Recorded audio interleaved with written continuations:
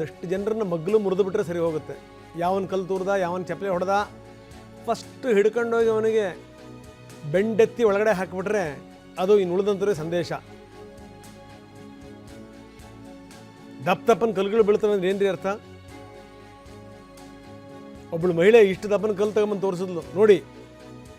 ನಾವೆಲ್ಲ ಮಾತಾಡ್ತಿರ್ಬೇಕಾದ್ರೆ ಕಲ್ಲು ತಗೊಂಡು ಹೊಡಿತಾರೆ, ಏನಿದು ಅಂತ.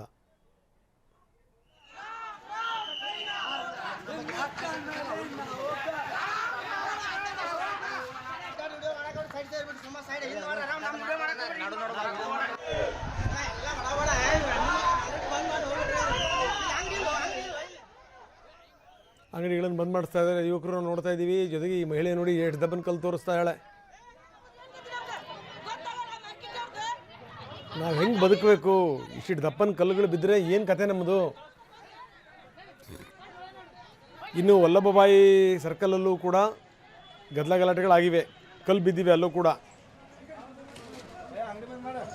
ನೋಡಿ ಅಂಗಡಿ ಬಂದ್ ಮಾಡ್ತಾ ಇದ್ದಾರೆ.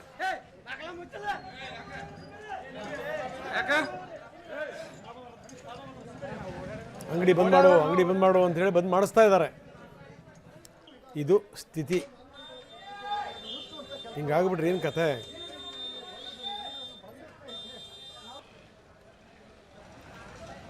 ಇಡೀ ಪ್ರದೇಶವನ್ನು ನಾವು ತೋರಿಸ್ತಾ ಇದ್ದೀವಿ. ಎಲ್ಲರೂ ಕೂಡ ಮೊದಲೇ ಏನು ಅಂದರೆ ಖಿಲ್ಲಾ ಓಣಿ ನೋಡ್ತೀವಿ, ಅದೆಷ್ಟು ದೊಡ್ಡದಿದೆ ಅಂತ ಗೊತ್ತಾಗುತ್ತೆ ಅದು ನೋಡಿದಾಗ. ಅಲ್ಲಿರುವಂಥ ಅಂಗಡಿಗಳನ್ನು ಬಂದ್ ಮಾಡಿಸ್ತಾ ಇದ್ದಾರೆ. ಕೆಲವರು ವಾಲಂಟಿಯರ್ಲಿ ಬಂದ್ ಮಾಡಿದ್ರು, ಇನ್ನು ಕೆಲವರು ಬಂದ್ ಮಾಡಿ ಅನ್ನುವಂಥ ಸಂದರ್ಭದಲ್ಲಿ ಹೇಳಿದಾಗ ಬಂದ್ ಮಾಡಿದ್ರು.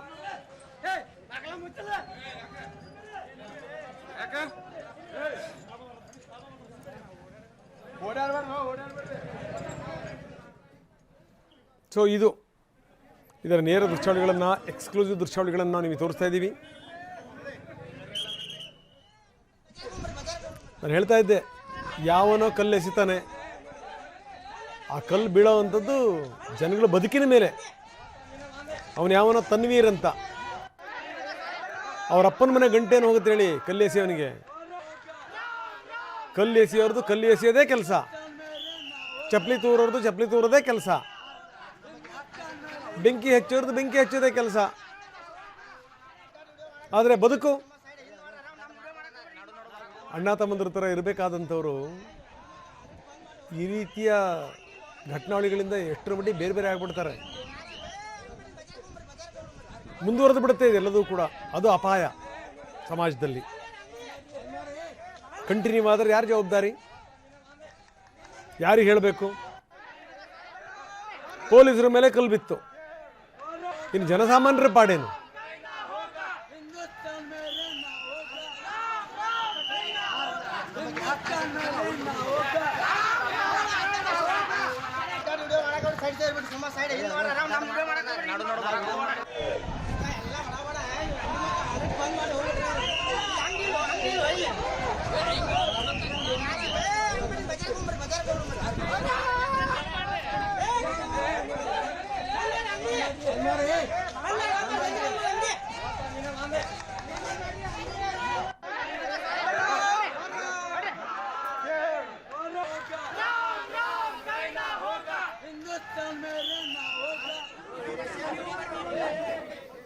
ನಾವು ತೋರಿಸ್ತಾ ಇದ್ದೀವಿ ನೇರ ದೃಶ್ಯಾವಳಿಗಳನ್ನು, ಎಕ್ಸ್ಕ್ಲೂಸಿವ್ ದೃಶ್ಯಾವಳಿಗಳನ್ನು. ಹಿಂದೂ ಕಾರ್ಯಕರ್ತರು ಅಂಗಡಿ ಮುಂಗಟ್ಟುಗಳನ್ನು ಬಂದ್ ಮಾಡಿಸ್ತಾ ಇದ್ದಾರೆ, ಅಲ್ಲಲ್ಲಿ ಗುಂಪು ಕೂಡಿದ್ದಾರೆ.